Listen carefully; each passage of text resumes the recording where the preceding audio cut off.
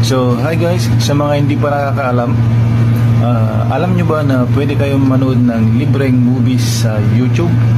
So, ito lang ang pwede nyo gawin. Mag-login kayo sa inyong YouTube channel, o kung meron man kayong YouTube channel account.